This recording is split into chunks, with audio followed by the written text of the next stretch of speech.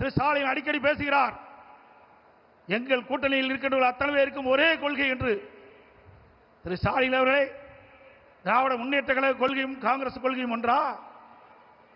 திமுக கொள்கையும் கம்யூனிஸ்ட் கட்சியும் ஒன்றா? திரு திமுக கொள்கையும் இன்றைய தினம் விடுதலை சிறை கட்சியினுடைய கொள்கையும் ஒன்றா? ஒரே கொள்கை என்றால் ஒரே கட்சி அமைத்து விடலாம், தனித்தனி கட்சி தேவையில்லை. ஆக பல்வேறு கொள்கை உள்ள கட்சிகள் எல்லாம் ஒன்றாக சேர்ந்துதான் திமுக கூட்டணி அங்கம் வைக்கின்றது. ஆனால் திரு ஸ்டாலின் அடிக்கடி சொல்வதெல்லாம் ஒத்த கொள்கையுடைய கட்சி எல்லாம் ஒன்றாக இணைந்திருக்கின்ற சொல்லி இன்றைக்கு மக்களை ஏமாற்றிக் கொண்டிருக்கின்ற கட்சி திமுக கட்சி. ஆக கூட்டணி அமைப்பது இயல்பு.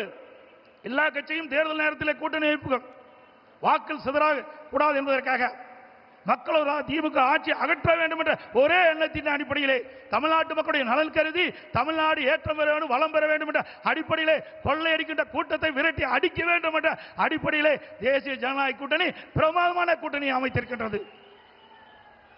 உங்கள் கூட்டணி அப்படி அல்ல. உங்கள் கூட்டணியை அமைக்கின்ற கட்சிகளும் அடிமையாக உங்களிடத்தில் இருந்து கொண்டிருக்கின்றன. இன்றைக்கு தமிழகத்தில் நிலவுகின்ற பிரச்சனை, இன்றைக்கு போதைப் பொருள் விற்பனை, அதனால் மக்கள் படுகின்ற துன்பங்கள் ஏராளம். பெண்களுக்கு இழைக்கப்படுகின்ற கொடுமைகள், தினந்தோறும் கொலை, கொள்ளை, திருட்டு, வழிப்பறிவு, பாலியல் வன்கொடுமை நடக்காத நாளே இல்லை. சிறுமிகளுக்கு பாலியல் வன்கொடுமை, பெண்களுக்கு பாலியல் வன்கொடுமை, மூதாட்டிகளுக்கு பாலியல் வன்கொடுமை. இப்படிப்பட்ட மோசமான கையிலாகாத அரசாங்கம் திமுக அரசாங்கம். அப்படிப்பட்ட அரசாங்கத்தை அகற்றுவதுதான் எங்களுடைய கூட்டணிய நோக்கம் என்பதை நேரத்தில் தெரிவிக்க விரும்புகின்றேன்.